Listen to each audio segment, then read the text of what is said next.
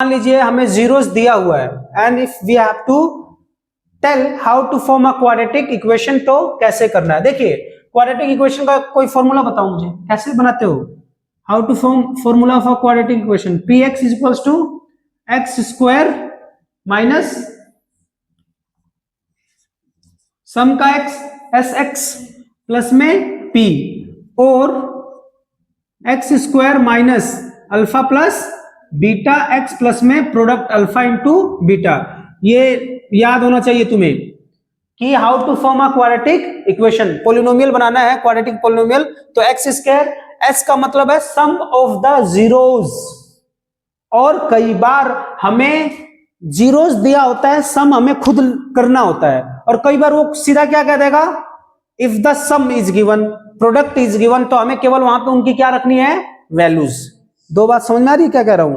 कई बार हमें दाल और चावल अलग अलग दिया होगा तो हमें खिचड़ी बनानी है, और कई बार हमें खिचड़ी बनी बनाई दे देगा तो हमें खाली ठूसना है। आगे बात समझ में।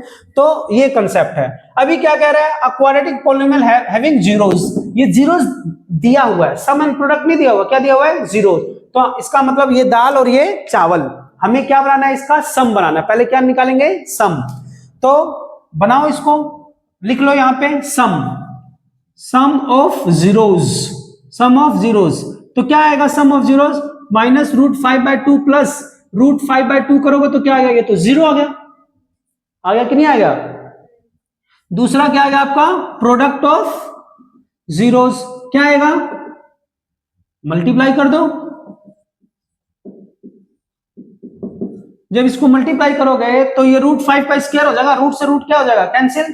तो हमें केवल माइनस का 5/2 मिलेगा। क्लियर है ये क्यों आ रहा है भाई, दो नंबर सेम है, स्क्वायर होगा रूट का तो रूट से रूट कैंसिल, तो ये आ जाएगा। अब हम बनाएंगे फॉर्मूला।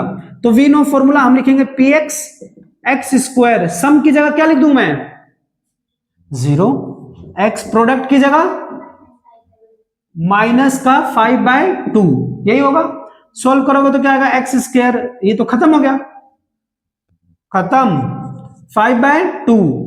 एलसीएम लोगे तो यहां पे क्या आएगा, बटे में 1 लिख दिया हमने, तो ये क्या हो जाएगा, 2x स्क्वायर माइनस 5/2, ये px आ गया।